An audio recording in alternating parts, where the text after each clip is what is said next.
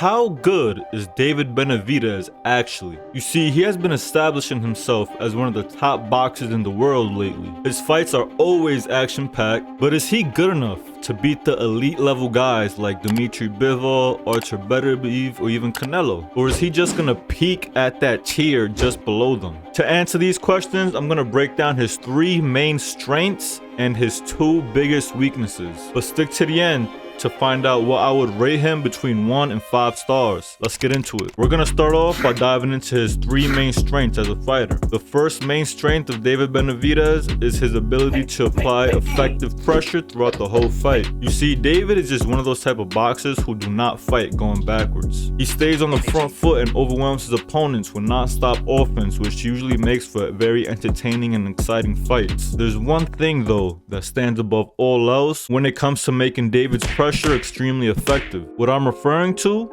is his combination punching. I'll confidently say he is one of the best combination punchers in the sport today. The most important thing when it comes to David's combinations being so effective is the fact that he always makes sure to go for the body as well and not just head hunting. You see, it is extremely important to not negate the body when throwing punches, because when you hit the body, it forces your opponent to drop his guard, which then makes it easier to land to the head. And now you're also overloading his mental by having him worry about defending 2 different targets. David's favorite punch to throw to the body is that lead hook. He opens up that lead hook to the body with the fundamental way all boxers are taught, which is setting it up by throwing the backhand to the head, because when you throw the backhand, it forces them to lift their guard up to defend it, which then directly opens up the lane for the body hook. But this other trait David possesses also plays a huge role in his combos being so effective. What I'm referring to is his high punching output. You see, David averages over 500 punches a fight, so when you throw as many punches as he does, they will inevitably be getting through, especially when you're doing a good job keeping your opponent guessing between body and head punches. Now on to the third and final reason why his combos are so effective, which is because he has great hand speed. The faster the punches are, the more difficult they are to defend. But you see, there's one key detail in David's technique that he does to help improve his punching speed. It's a detail that a lot of amateur boxers utilize, but since the pro style of boxing is different, once the amateur turns pro, they're taught to get rid of that technical habit. What I'm referring to is the fact that David doesn't really sit down and load up on his punches. But there is pros and cons to this technique. The pro is it makes your punches faster and more accurate, and also less telegraphed. But the con to not loading up and sitting down on your punches is not worth the trade-off for many pro boxers. You see, when you don't sit down and load up on your punches, there's a lot less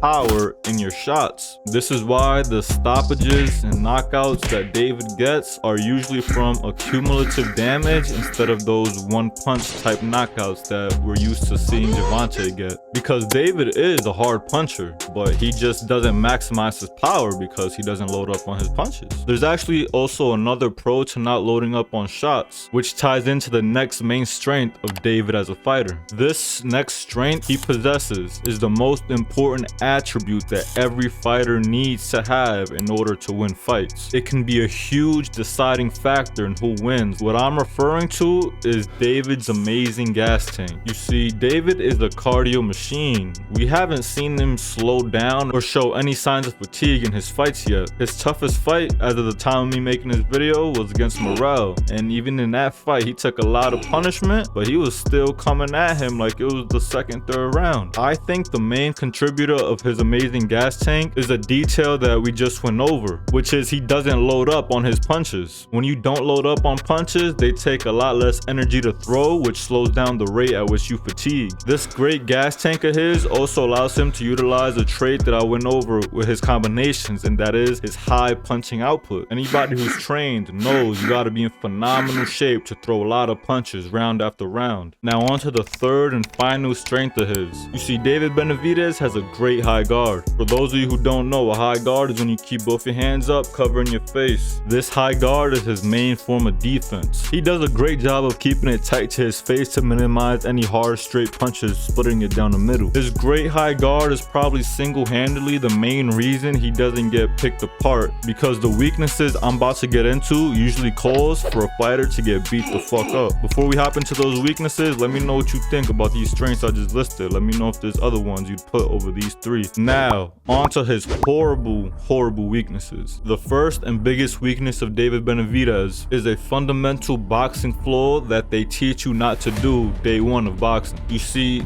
David has a plethora of footwork issues. This first one is probably his worst one. You see, he has a horrible habit of crossing his feet when he's moving. Crosswalking is a huge no-no in fighting, because when your feet are crossed, that means you're no longer in your fighting stance, which means you're off balance. Being off balance is horrible in fighting because it's harder for you to defend punches, and they have a great chance at knocking you down even if they didn't hurt. In fact, him being off balance is what caused him to fall over and suffer a knockdown against Morel. He got hit in his arm while he was off balance, which caused him to fall over and touch the canvas. And even though it wasn't a legit knockdown because that literally hit him on his tricep, it was scored as one during the fight. But this isn't the only reason why being off balance is very bad in fighting. You see, the other reason being off balance is bad is because it leaves you with no leverage on your punches. And having no leverage on your punches means you can't generate power on them. So being off balance hurts you offensively and defensively. But being off balance isn't the only reason why it's terrible to break your boxing stance and crosswalk. You see, another reason why it's a huge mistake is because since it's harder to defend and attack when your base is broken, this makes you extremely vulnerable to incoming offense during that small period of time where your base is broken. This may seem like an insignificant mistake, but high-level fighters absolutely make you pay for these small mistakes. But crosswalking and breaking his base isn't the only thing he does wrong when it comes to his footwork. This next issue I'm gonna get into actually stems from him crosswalking. You see, when he crosswalks forward and backwards, he tends to square himself up during the crosswalk. This is a huge mistake for defensive reasons, because when you're squared up,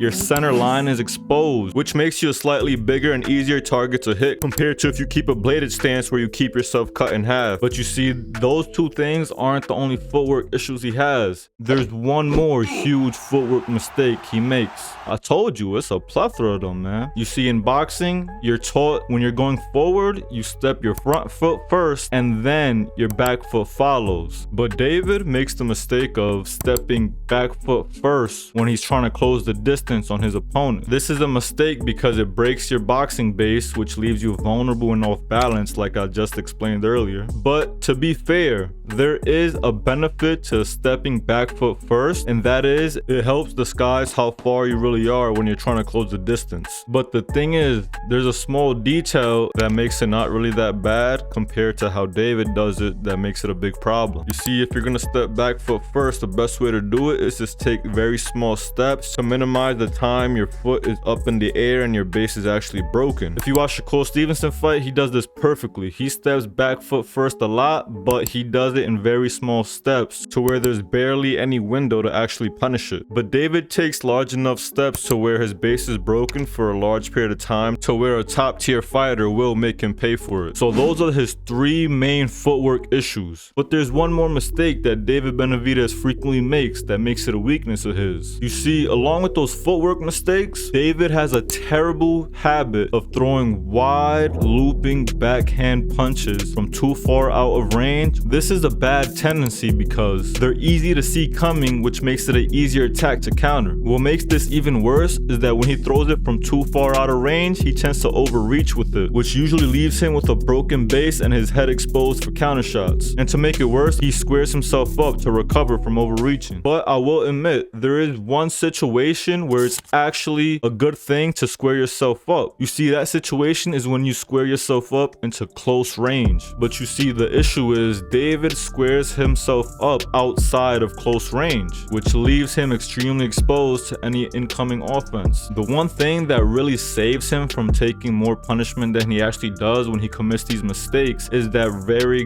good high guard that he has. Because even when you're making all these footwork mistakes, you can still use your high guard while you're making them. But that's why it's important to attack that body, because that high guard will protect your face while you're making the mistakes, but that body is completely exposed. Let me know what you think about these weaknesses I just went over. So now that we went over his main strengths and weaknesses, it's time for me to give David Benavidez a rating between 1 and 5 stars. I think David Benavidez is a good, exciting fighter. I love watching his fights because they're always action-packed. I love his mentality as a fighter and as a man. He a real one. But if I had to rate him between 1 and 5 stars as a boxer, I would rate David Benavidez a 3-star fighter. My reasoning behind this 3-star rating is simple. He is a great pressure fighter who does not stop coming at you, but he just makes too many fundamental mistakes. The only reason he has been able to get away with these mistakes is because David Benavidez has essentially been a weight bully. He was extremely big for 168. That was the smallest weight class he could possibly get to.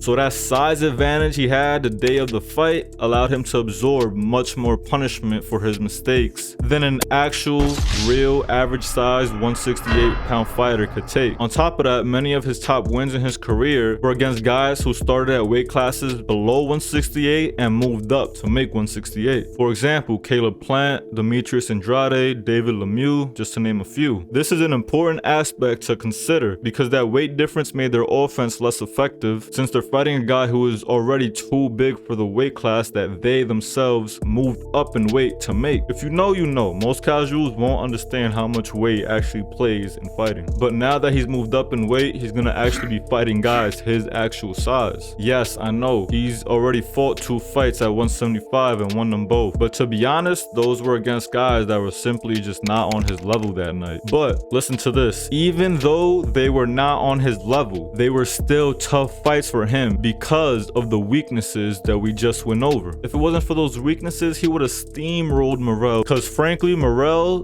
does have the skills to beat Benavidez, but he just lacked the pro experience for him to be able to utilize all his skill sets to fight David Benavidez with the correct game plan the whole fight. He was literally just standing there still in a high guard, letting Benavidez tee off when he's a Cuban amateur phenomenon. Like, he's literally known for being a master Cuban boxer. That's why he got to fight Benavidez so early in his pro career. But even then, it was still a very close fight and the toughest fight of David Benavidez's career. And in the Godzik fight, his first fight at 175, Godzik was fighting him correctly except for the one most important thing. He did not throw to the body at all. If you're only throwing headshots, you're not going to beat David Benavidez because, like I said earlier, he got that really good high guard. I know I probably sound like a hater right now, which I really hate to sound like that because I really fuck with Benavidez, but I'm just saying what the film shows. I'm a huge fan of David Benavidez, but I'm extremely confident he'll pay for those fundamental mistakes against guys like Artur Beterbiev and Dimitri Bivol. When it comes to Canelo, I honestly think he'll probably beat Canelo because of that size difference and because of the styles. Canelo is a come forward pressure fighter now, and him being the smaller fighter against Benavidez, I don't think that's gonna work out for him. Let me know if you think Benavidez beats those 3 guys. Now, if you want to learn about the most dominant boxer in the sport today, he's #1 pound for pound on most people's list,